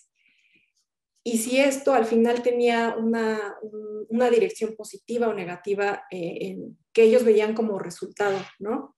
Entonces era una manera de trazar como desde un punto de decisión que fue hace 5 años o hace 6 años, lo tenía él ahora en su estado de bienestar o de medios de vida, había mejorado, había empeorado, no cambió. Y justo hay cierta parte de ciertos datos de aquí que ya no tomé en cuestionarios por la pandemia, era lo que quería explorar. Y hay ciertas cosas que se pueden atender bajo este análisis a partir de las entrevistas, pero no ahondan tanto, ¿no? Entonces, por eso ahí sigue en el tintero la otra parte.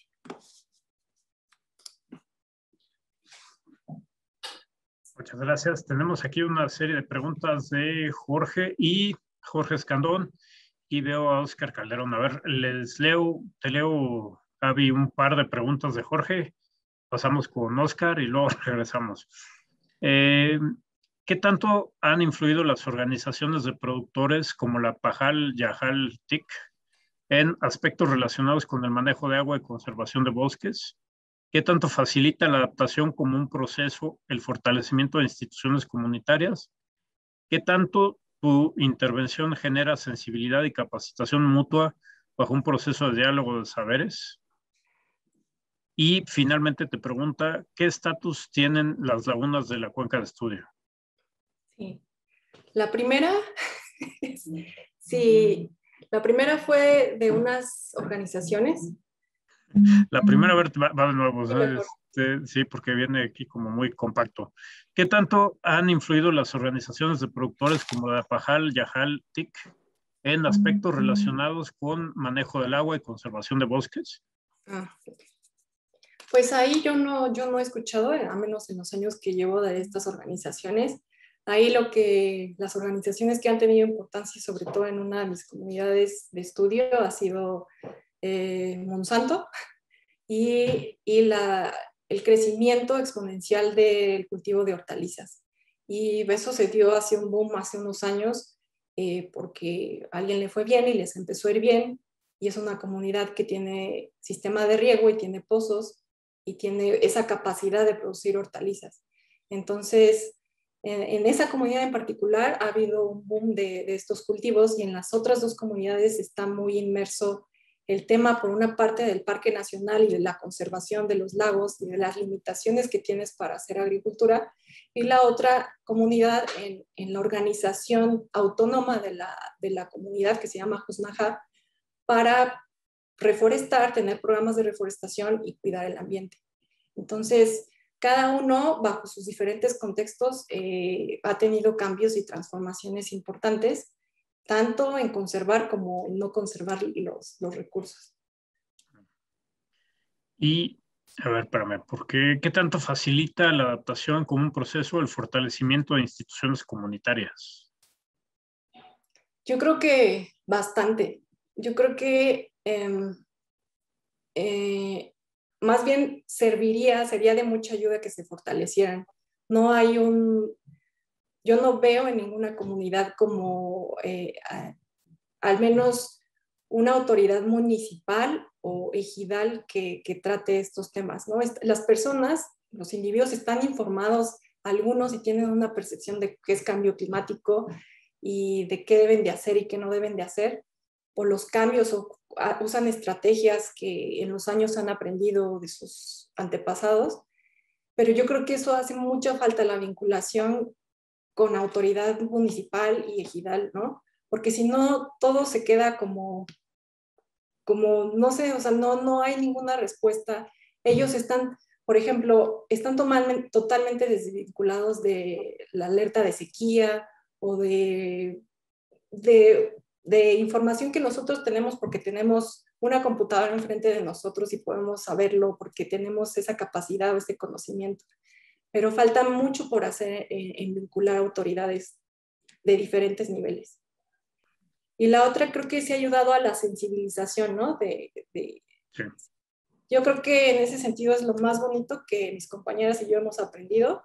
Ellas y yo no llevamos trabajando desde hace pocos años, llevamos desde el 2013, y creo que eso es importante mencionar, que no es que llegue, las comunidades rurales y más de Chiapas tienen una historia de que llegan investigadores a cada rato, no somos los primeros, extraen información y se van, y nunca hay un regreso de esa información, ¿no? O algo que intercambiemos, o sea, ellos nos están dando todo el conocimiento y nosotros no estamos como regresando nada a cambio.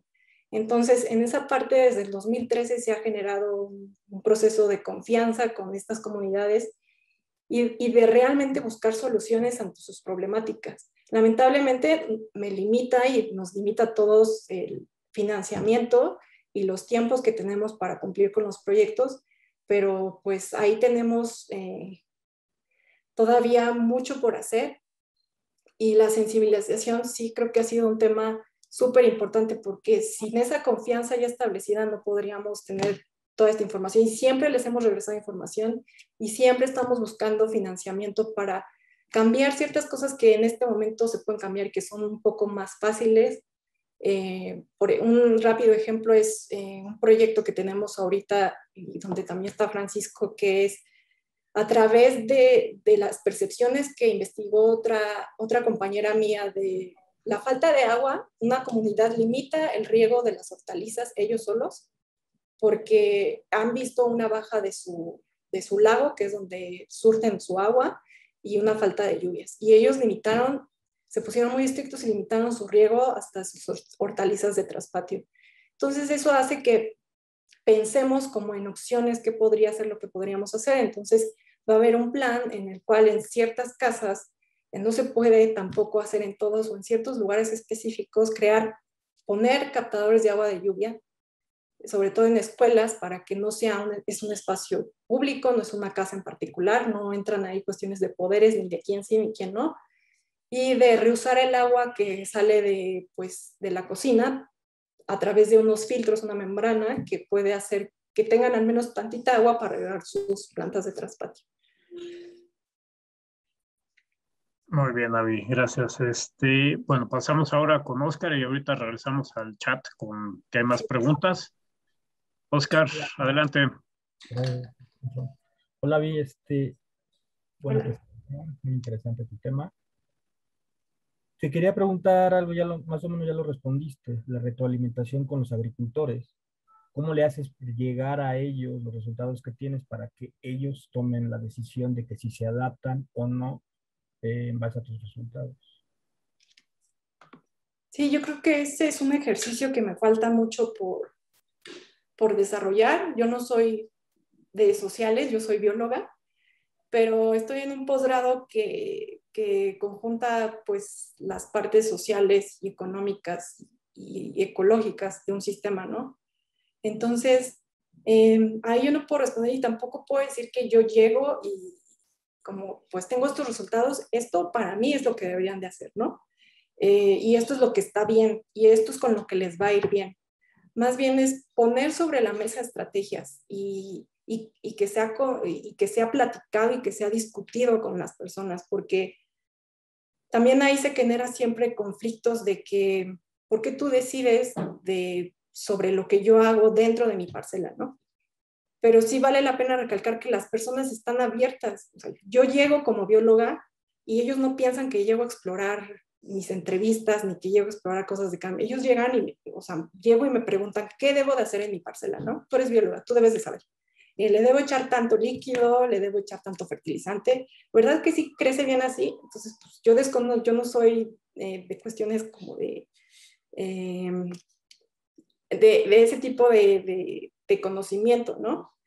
Entonces, pero la apertura está, y siento que, pero esa apertura está porque hay toda una historia de confianza que hace que ahora las personas puedan abrirse a que te sientes con ellos, digas, bueno, según lo que yo sé, esto puede traer una mejora o que no te las veas mal en condiciones o climas futuros. Pero además de eso, creo que falta un sistema para que eso que apliques a escala muy local sea evaluado constantemente. No puedes pensar que no va a haber problemas o que va a haber retroalimentaciones positivas todo el tiempo. Siento que justo por esto surgieron los Adaptation Pathways, porque era una manera de evaluarlo constantemente, ¿no? Y de no irte tan a largo plazo, sino como a mediano plazo para evaluar si lo que tú estabas proponiendo y lo que se aplicaba estaba funcionando. Perfecto, gracias. Gracias. Muchas gracias. A ver, ahorita tenemos otras preguntas en el chat. Ahorita regreso a las de Jorge porque quedaron ahí como otras 8. Muchas gracias, Jorge. Vamos con la de Anayat Sin Sagrario. Dice, los conocimientos o saberes, ahí ya se me movió esto, espérame. Los conocimientos o saberes tradicionales locales están estrechamente relacionados con la cultura de las comunidades, las relaciones sociales y con sus ecosistemas. Representan la cosmovisión de los pueblos. Ante esto, ¿cómo ligar este conocimiento sin que se pierda ante medidas de adaptación, mitigación y combate al cambio climático a nivel local y global? Y de antemano, muchas gracias y felicidades por la presentación. Pues lo veo y lo tomo en cuenta desde las entrevistas. Todo lo que me dicen es parte de su conocimiento y de cómo ellos han hecho ciertas modificaciones que vienen pues, desde sus papás o sus abuelos. Una cosa, por ejemplo, interesante que descubrimos es que hay algo que se llama pujal, que es una estrategia que ellos usan cuando llueve poco, pero tienen al menos, digamos, tienen su lago que no ha bajado de nivel, ¿no? Y entonces pueden bombear esa agua a cada plantulita que tienen en su parcela y como escatimar mucho el agua en cada plantita, pero ellos pueden hacer que aún bajo esas limitaciones, con un poco el recurso agua, puedan sacar adelante su parcela, al menos durante ese periodo. Y otras cosas es como ellos observan, por ejemplo, el uso de químicos o agroquímicos que puede traer o no más plagas o plagas que no veían en algunos años y que ahora ven. Y en cómo ellos pues manejan, le dan el manejo a su parcela, las semillas que usan. Eso simplemente no se trata de cambiar, se trata como de dar opciones, además de esas que pudieran funcionar, ¿no? Y sin eliminar, sin dejar fuera todo ese conocimiento cultural que tienen ellos. Muy bien, gracias, Avi. Aquí tengo una pregunta de Sandro. ¿Cuál es la producción actual en México y a nivel mundial de alimentos agrícola? Yo creo que eso, bueno, ¿qué producción se espera para cuando la población humana alcance los 10,000 millones? ¿Cuál es la fuente? Y la segunda es, ¿qué características definen al agricultor de pequeña escala y qué es la sostenibilidad o sustentabilidad para ellos? Pues ese dato de agricultura a nivel global y alimentos es, no sé, es que tengo transiciones en mi presentación, pero no sé, es Boel, a ver si lo tengo aquí. Bueno, se las puedo dar al final para no. Sí. Y la estimación que se tiene de él es de que la producción a nivel global tendría que aumentar de un 60 hasta un 110%, pero para 2050 con una población de 9.5 billones, ¿no? Y de hecho hay una controversia ahí de las papers que salen de quién tiene la cifra adecuada de cuánto alimento se produce por parte de estos agricultores a nivel mundial. Hay mucho, como todavía no se tiene claro bien una cifra exacta, ¿no? Pero sí ronda entre 500 millones de agricultores a nivel mundial, que es lo que hacen. ¿Hay algo más? La segunda pregunta era, ¿qué características definen al agricultor de pequeña escala y qué es la sostenibilidad o sustentabilidad para ellos? Gracias, Sandro. Sí, es definida igual por diferentes autores de diferente manera, pero hay coincidencias en eso. Sobre todo en que son pequeñas propiedades agrícolas, que depende mucho del trabajo familiar, la mano de obra es familiar, siempre la mayoría, porque es justamente las limitaciones económicas hagan que no tengas para costear una mano de obra de otras personas externas. Y bueno, viven bajo condiciones de marginación y de pobreza, por lo general, y tienen una alta dependencia de sus cultivos porque son los que usan para mantenerse, para subsistir y para que sea lo que consumen en su casa, aparte de un pequeño porcentaje poder venderlo. Y yo no hablo del tema de sostenibilidad con ellos, no he abordado ese tema con ellos, ese es un tema que está inmerso dentro de mi investigación. Y si de por sí el tema es particularmente complejo de los conceptos que cada uno de nosotros tomamos como sostenibilidad, pues no puedo ir a meter como más ruido de algo que ellos tienen en su mente, ¿no? Y que no tiene un término en sí acuñado, pero lo hacen, ¿no? En algunas comunidades lo hacen, en algunas no. Son más agricultores industriales y importa menos para ellos en su día a día el conservar los recursos o conservar el bosque, pero ellos lo tienen, o sea, hay un concepto de sostenibilidad y de cuidar los recursos para que funcione, que ligan directamente con su parcela, ¿no? O sea, el cuidar el suelo, en que los líquidos que usan son malos y empobrecen el suelo, en que tienen que reforestar para que haya humedad en el ambiente, o incluso para que haya lluvias, así lo ven ellos. Entonces, sí, es un concepto que yo no meto, ni meto ruido sobre eso, pero en las entrevistas he visto que ellos lo tienen. Muchas gracias. Y yo creo que aquí una cosa que es muy importante es, ojalá se dé esta interacción, por ejemplo, entre Avi y Tere, ¿no? Ojalá, porque creo que hay muchas cosas en común, parece que no, ¿no? Pero yo creo que esta cosa, la dislocación de escalas, cuál es el valor de la información climática y cómo rayos hace esto, pues, de utilidad para las distintas escalas de decisión y para las tomas de decisiones en cuestiones de adaptación, pues sería muy interesante esta conjunción, ¿no? Sí, y yo creo que esto, pues vamos viendo cómo se van dando las interacciones, pero yo creo que sería uno de los grandes objetivos de este espacio, ¿no? Para el intercambio, ¿no? Ojalá logremos ser como un grupo, digamos, más amplio de investigación en el cual nos reunimos para pues, consultarnos nuestras dudas, consultarnos nuestros avances, ¿no? Y socializar esta información que se va generando y este conocimiento que se va generando para enriquecernos todos, ¿no? Sí. Todas estas investigaciones. Y bueno, pues les agradezco a las dos, a Tere y a Abby, súper interesante, y les agradezco muchísimo a todos los que nos estuvieron viendo y los que estuvieron preguntando. Muchas gracias a Alma, a Oscar, a Sandro, a Jorge y a todos los que estuvieron aquí poniendo atención, a Nayatsi. Bueno, pues les recuerdo que esto va a ocurrir todos los martes, el último martes de mes.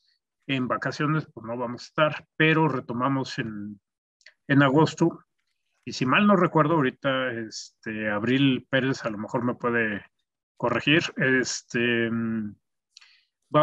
La siguiente sesión va a ser un pequeño curso que nos va a dar Julián Velasco sobre R y modelos de nicho. Si no estoy equivocado. Me parece que sí, porque Abril no ha dicho nada, pero supongo que sí. Es correcto, doctor, es correcto. Es correcto. Órale, muy bien, gracias, Abril. Bueno, pues se quedan las preguntas. Ahorita veo que Abby ya está contestando algunas de las cosas que quedaron ahí en el tintero. Pues muchísimas gracias y nos vemos en agosto. Hasta luego. Gracias a ustedes.